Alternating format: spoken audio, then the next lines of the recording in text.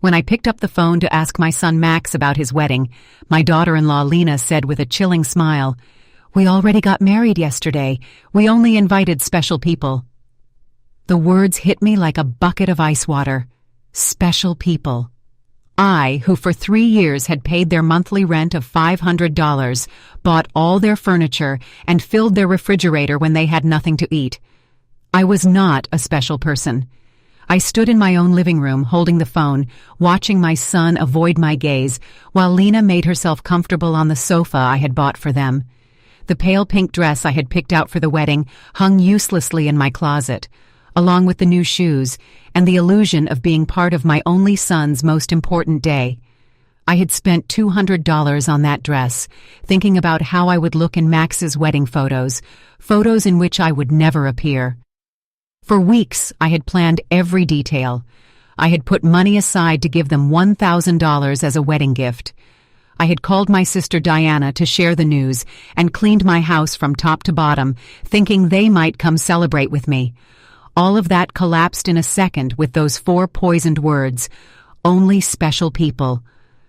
Max finally looked up and said in a rehearsed voice, "Mom, it was an intimate thing, very small, just the 2 of us and the witnesses." But I knew it was a lie. I saw the photos on social media.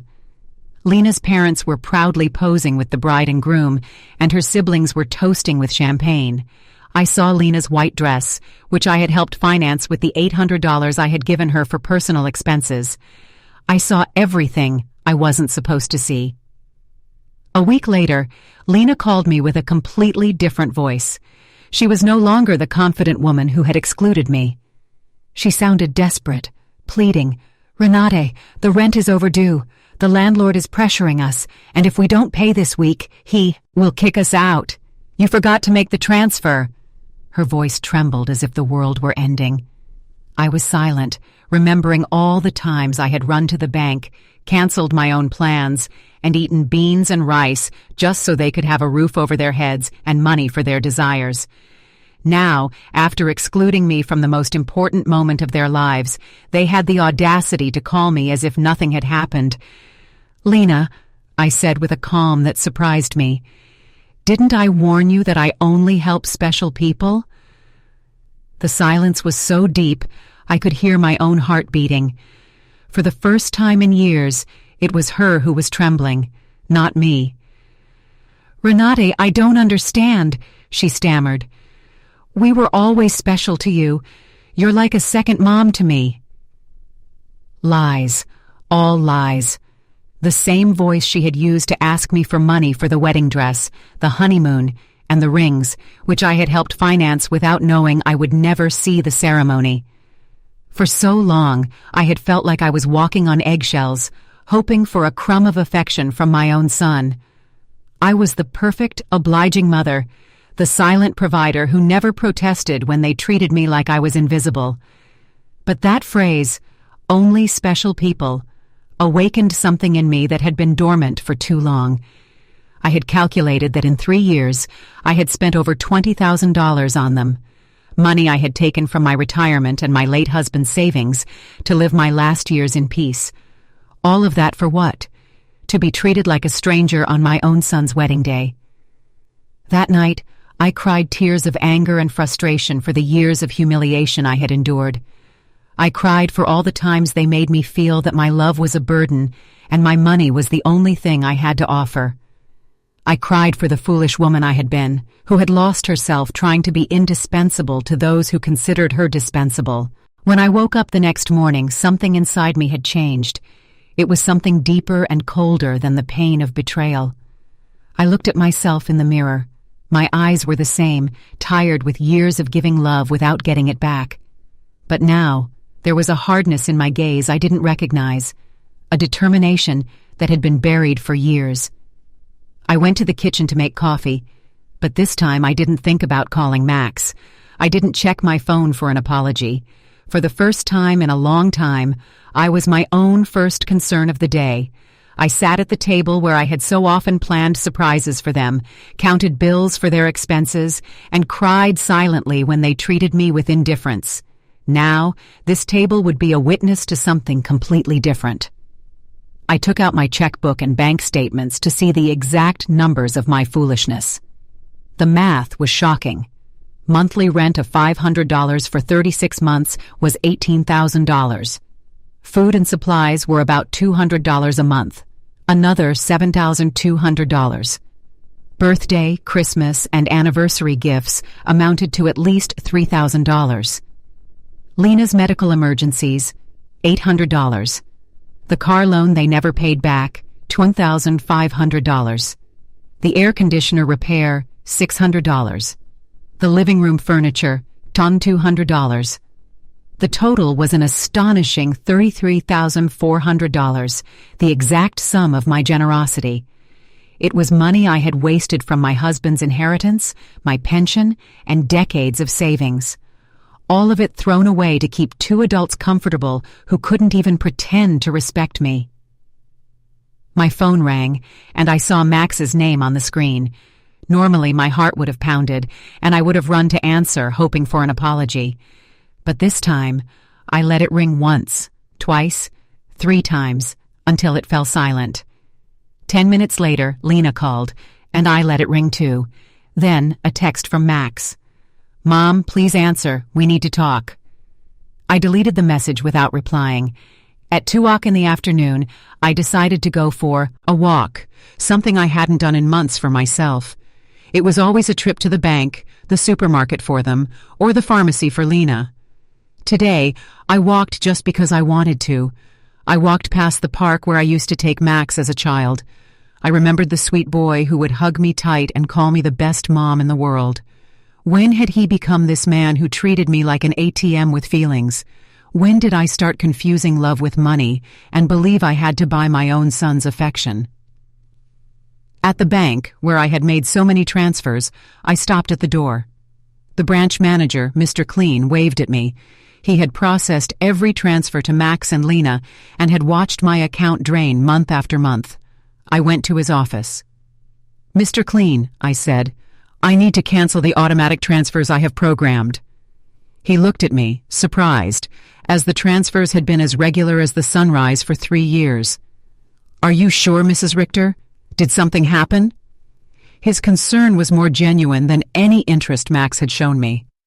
"What happened is that I finally opened my eyes," I replied. "I want to cancel everything and protect my accounts. I don't want anyone else to have access to my money." While he processed the cancellations, my phone didn't stop ringing. It was as if they had developed radar to detect when their source of income was in danger. I turned the phone off. Mr. Clean handed me the papers and said, "I hope you are not being pressured to make these changes." "I'm not being pressured, Mr. Klein," I said. "On the contrary, I have finally stopped pressuring myself. When I left the bank, I felt strangely light, as if I had left an enormous burden behind. For the first time, my money was entirely mine, and I had no financial obligations to people who saw me as a resource instead of a person.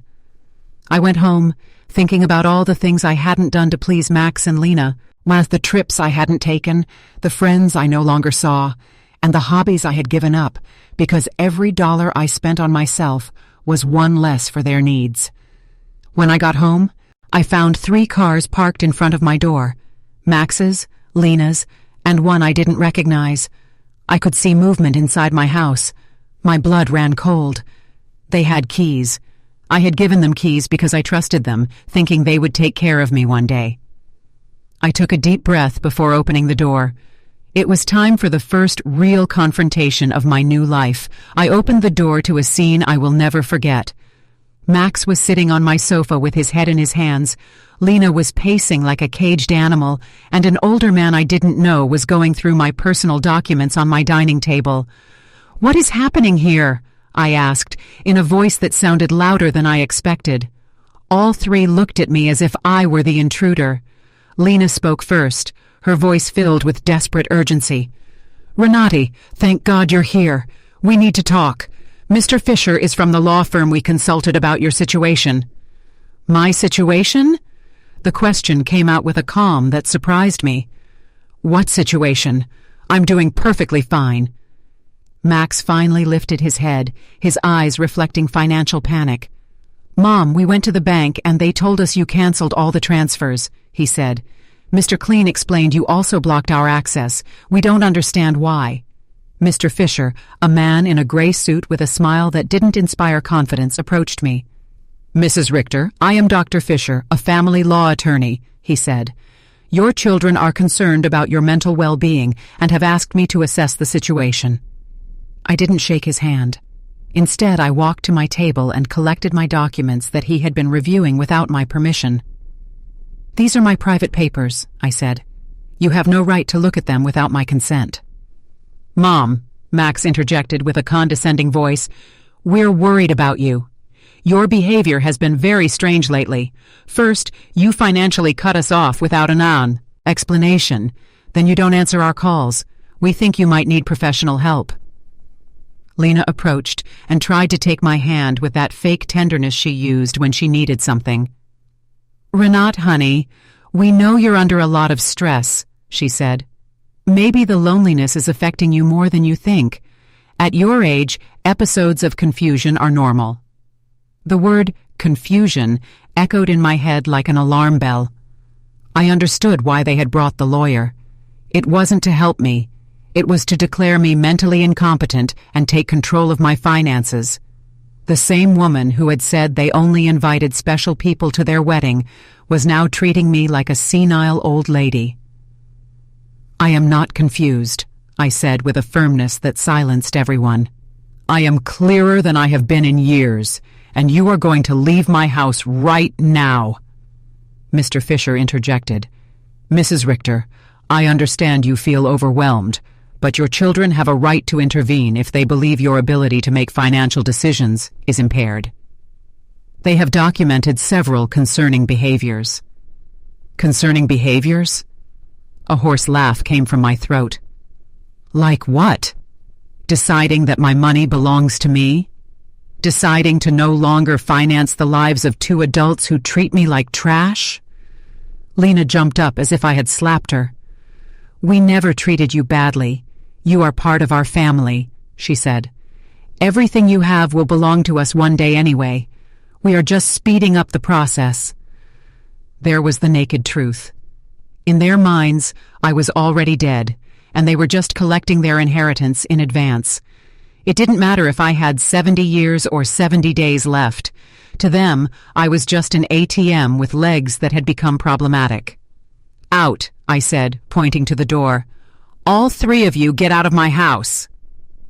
Max stood up with the angry, childlike face he made when he didn't get his way. "Mom, we can't just leave. We have obligations. The rent, the car payments, the credit card you co-signed for. You can't just cut us off from one day to the next." "I can't?" My voice rose for the first time. "Who says I can't? For years I have paid rent that wasn't even in my name. I filled a refrigerator in a house where I was not welcome. I financed a life that clearly had no place for me." Mr. Fisher took a folder from his briefcase and placed it on my table. "Mrs. Richter, we have prepared some documents that could facilitate this transition," he said. "A power of attorney that would allow Max and Lena to manage your finances more efficiently. This would just be temporary, until you feel better." I took the folder and, without even opening it, threw it directly into the trash can. "The only transition that is going to happen here is yours to the front door." Lena started to cry, but they were tears of frustration and rage. "You can't do this to us, Renati. We were counting on you. We made plans based on your support. We bought things. We took on financial obligations because we knew we could count on you." "Obligations based on my money," I replied. "Not on my well-being, not on my happiness, not on my company, just on my money. And now that I have decided that my money is better used in my own life, I am suddenly a confused old woman who needs legal guardianship." Max tried to approach me, but I took a step back. He was no longer the boy who ran into my arms when he had nightmares. He was a 35-year-old man who saw his mother as an obstacle between himself and a comfortable life financed by others. "Mom, we made mistakes," he said in a voice that was supposed to sound remorseful. The wedding was a misunderstanding. Lena was nervous. I was under pressure. We can fix this if you just become reasonable again. Reasonable? The word tasted bitter in my mouth. Being reasonable means continuing to pay for your life while you treat me like a stranger. It means pretending it doesn't hurt to have been excluded from the most important day of my only son's life. Mr. Fisher packed his papers with the efficiency of someone used to having proposals rejected. "Mrs. Richter, this is not over," he said. "Your family has legal options. If you are indeed making irrational decisions due to mental health problems, a judge can determine that you need guardianship." His words were like a blow. I realized this was a real legal threat. They wanted to declare me incompetent to manage my own affairs. "Mr. Fisher," I said, looking him directly in the eyes, "I suggest you do your research thoroughly before you threaten a 71-year-old woman who has managed her finances flawlessly for 40 years, who raised her son alone after the death of her husband, who worked honorably until retirement, and who until last week financially supported 2 completely capable adults." Lena stopped crying and looked at me with a coldness that showed her true face. "This won't stay like this, Renati. We have rights and lawyers too." "Perfect," I replied. "Hire all the lawyers you want. With your own money, of course, because mine is no longer available to finance your legal tantrums." The 3 of them walked to the door with the wounded dignity of people not used to being told no. Before he went out, Max turned to me one last time. "Mom, this is going to end very badly for you. You're going to end up alone with no one to take care of you when you really need it." "Max," I said with deep sadness but crystalline clarity, "I am already alone. The difference is that now it's by my own choice, not by your neglect." As I closed the door behind them, I stood in my living room, surrounded by the most beautiful silence I had heard in years. It was the silence of freedom. That night I couldn't sleep, but not out of sadness or regret. It was from the adrenaline of reclaiming control of my own life. I lay awake, planning my next steps like a general preparing for battle. If Max and Lena wanted to fight, I would give them a war, but one I would fight with intelligence, not emotion. At 6 o'clock in the morning, I was already dressed and ready to go. My first stop was the office of attorney Mr. Weber, a man I had met years ago when I was handling my husband's will. Unlike Mr. Fisher, Mr. Weber had an impeccable reputation and specialized in protecting the rights of the elderly. "Mrs. Richter," he said as I explained the situation, "what your children tried to do yesterday is more common than you think. It's called elder financial abuse, and it's a federal crime.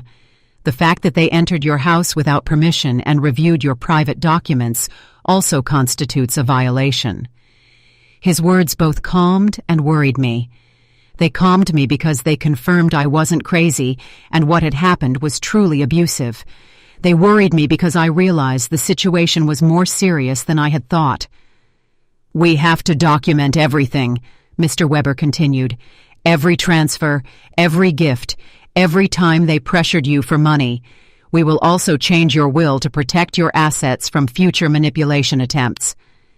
We spent 3 hours reviewing my financial records. Mr. Weber whistled when he saw the total sum, $33,400 in 3 years. "Mrs. Richter, with this money, you could have lived comfortably, traveled, and enjoyed your retirement. Instead, you completely financed the lives of 2 adults who didn't even respect you enough to invite you to their wedding." When I left his office, I had a complete plan. First, I would change all the locks on my house. Second, I would install a security system with cameras to protect myself from future surprise visits. Third, I would open a new bank account at a different bank where they had no contact.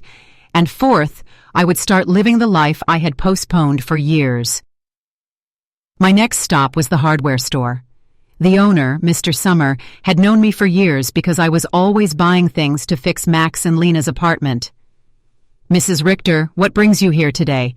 Another emergency with your son?" he asked with the familiarity of a person who had silently witnessed my wasted generosity. "No, Mr. Summer," I said. "This time it's for my own house. I need to change all the locks, and I want them to be of the best quality." He looked at me surprised but asked no questions. His son Ethan, who installed security systems, came by while I was choosing the locks. It was Providence in action. "Ethan," I told him, "I also need to install surveillance cameras, the complete system. The price is not an issue." While they prepared for the installation the next day, I received a call from an unknown number. It was Lena, calling from someone else's phone because I had blocked her number. "Renata, it's Lena. Please don't hang up," she pleaded. "We need to talk like civilized adults." "Speak," I said dryly. "Listen, I understand you're upset about the wedding. It was a mistake. Max and I have talked, and we want to make it up to you," she said. "How about a special dinner to celebrate our wedding with you? We can do it at your house, cook together like we used to." The manipulation was so obvious I almost laughed. "Lena, how much rent do you owe exactly?" The silence on the other end confirmed I had hit a nerve. Well, it's 2 months, $1,000 total. But I'm not just calling for that, Renati. We really miss you in our lives." "Do you miss me or my money?" I asked directly. "Both," she replied with surprising honesty. "Renat, I won't lie to you. Yes, we need your financial help, but we love you too. You're important to us." "If I'm so important," I said, "why wasn't I important enough to be at your wedding? Why am I not important enough to get a call that doesn't ask for money? When was the last time you called me just to ask how I was doing?" Another silence. We both knew the answer. Never. "Lena, I'm only going to explain this to you once," I said. "For 3 years you have treated me like an ATM with feelings. You used me, ignored me, humiliated me, and finally, you insulted me in the worst possible way. Now that the money is running out, you suddenly discover you love me." "Renati, please," she said. I cut her off. "There is no please. You made your choice when you decided I wasn't special enough to be at your wedding. Now I'm making mine." I hung up and turned the phone off completely. I didn't want any more interruptions on my day of liberation. That afternoon, I went to the beauty salon I hadn't been to in over a year. I always canceled my appointments because Max or Lena needed something urgent, or the money I had saved for myself became an emergency for them. "Mrs. Richter, what a surprise. I thought you had forgotten us," my favorite hairstylist, Cynthia, said. "I didn't forget you, Cynthia. I just forgot that I also deserve to be pampered."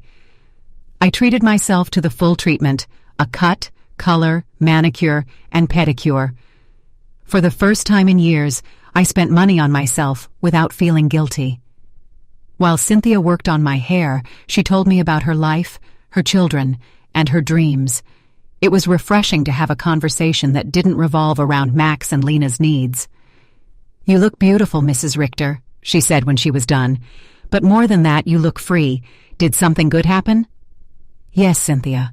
I finally learned to say no." When I got home, there was a car I didn't recognize in front of my door. My heart raced for a moment, thinking Max and Lena had returned with reinforcements, but as I got closer, I saw an older woman sitting on my porch steps. "Mrs. Richter?" she asked. "Yes, that's me. Can I help you?" I replied. "I'm Eleanor Brooks. We've been neighbors for years, but we've never had a chance to talk," she said. "Yesterday I heard very loud voices in your house and got worried. Is everything okay?" Her sincere concern touched me deeply. Here was a stranger who showed more interest in my well-being than my own son. "Come in, Mrs. Brooks. I'll make you coffee, and I'll tell you a story you won't believe." While I made coffee, I told her the whole situation. Eleanor listened without interrupting. When I finished, her eyes were filled with tears. "Mrs. Richter," she said, "you did the right thing. I went through something similar with my daughter 5 years ago. I also thought it was my duty to finance her adult life and believed they wouldn't love me if I didn't give them money." "What happened?" I asked. "I cut off the money when I realized they only called me when they needed something. At first it was terrible.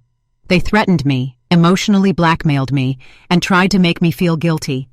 But after 6 months, my daughter called to genuinely apologize. Now we have a real relationship based on love, not on money. Her words gave me hope and confirmed I had made the right decision. "Do you think Max and Lena will understand one day?" I asked. "Maybe yes, maybe no," Eleanor answered honestly. "But that's no longer your responsibility, Mrs. Richter. Your responsibility now is to live your own life." That night, for the first time in 3 years, I went to bed without worrying about Max and Lena having money for rent, food, or their whims. I went to bed thinking about myself, my plans, and my future, and I slept better than I had in years. The next day, Ethan and Mr. Summer came at 8 o'clock a.m. to change the locks and install the security system. While they worked, my phone didn't stop ringing from unknown numbers. Lena was still trying to contact me from different phones, but I had developed a new skill, completely ignoring calls that didn't suit me. "Mrs. Richter," Ethan said as he installed the cameras, "this system will give you absolute peace of mind. You can see who is coming to your house even when you're not here, and if someone breaks in, an alert is automatically sent to the police." The irony was not lost on me. I was installing a security system to protect myself from my own son, but it didn't hurt as much as it used to. It was simply a practical measure to maintain my newfound peace. While they worked, I decided to do something I hadn't done in years: call my sister Diana in Chicago. We had lost touch because every time we talked, I would tell her about Max and Lena's successes, the money I had spent on them, and how proud I was to help. I now realized our conversations had become financial reports disguised as family news. "Renate," Diana answered, surprised. "Sister, how are you? We haven't spoken in months." "I'm good, Diana. Better than good," I said. "I'm calling to tell you that I've finally come to my senses." I told her the whole story from the beginning: the secret wedding, the humiliation, the visit with the lawyer, and my decision to cut off the funding. Diana listened in silence, and her answer surprised me. "Renate, sister, it was about time," she said. "Every time we spoke, it broke my heart to hear you brag about how much money you gave them, as if love could be measured in dollars. I wanted to tell you something, but I didn't know how." "What did you want to tell me?" I asked. "That Max never spoke lovingly about you when I saw him at family gatherings. He would talk about your money as if it were his right to it, as if your generosity were a never-ending resource. I always felt he didn't appreciate you. He appreciated your wallet. I didn't know how to say it without hurting you," she said. Her honesty confirmed what I had already felt in my heart, and for the first time, I could accept it without pain. Diana and I made plans to see each other soon. I had lost a son, but I had found my sister again. Later that week, I went to the bank to open my new account. Mr. Wells, the branch manager, was a kind young man. "Mrs. Richter," he said after he finished the process, "I see you have a considerable sum of money. If you ever need advice on how to invest it, please don't hesitate to ask." For the first time, my money was not a source of worry, but a source of opportunity. I thought about Mr. Weber's words. With this money, you could have lived comfortably, traveled, and enjoyed your retirement. I had lost 3 years of my life, but I was not going to lose another day. The following months were a whirlwind of activity. I started taking art classes I had always wanted to take. I joined a gardening club and started planting my own flowers, not for anyone else, but for me. My house, which had witnessed so much sadness, now felt like a sanctuary. I filled it with music and the smell of fresh coffee, and for the first time in my life, I decorated it for myself, with no thought of what Max and Lena would like. I reconnected with old friends I had lost touch with because I was always too busy for them. My life was no longer a service to others, but a celebration of myself. A few months later, I received a certified letter from Mr. Fisher, the lawyer. It stated that Max and Lena's petition for guardianship had been denied. The court had deemed them completely capable of managing their own lives, and my documented history of ESA's upward had shown that my decision was not irrational, but a conscious choice to live my own life. They had tried to turn my freedom into a symptom of mental illness, but in the end, my freedom had been my best defense.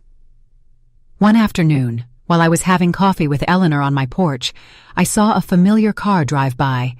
It was Max and Lena. They saw me, but instead of stopping, they quickly drove away. There was no anger or sadness in my heart, just a profound feeling of peace. They were no longer a part of my life, and I was okay with that. I had lost a son and a daughter-in-law, but in return, I had found myself.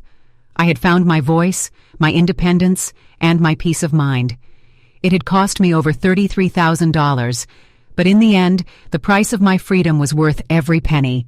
I began to live the life I had always wanted. I traveled through Europe, took art classes, and joined volunteer groups. I never heard from Max and Lena again. I heard from others that they had to move to a smaller apartment and that Lena had found a job for the first time in years. Perhaps the adversity would teach them what my generosity never could: the value of honest work and independence. Some nights when I look at the stars from my new balcony, I think about the woman I was a year ago, fearful, manipulated, believing I had to buy love. That woman is dead, and in her place, someone has been born who has understood a fundamental truth. True love never has a price, and freedom is never too expensive. My name is Renate. I am 72 years old, and I have finally learned that the most important person I have to love and protect is myself.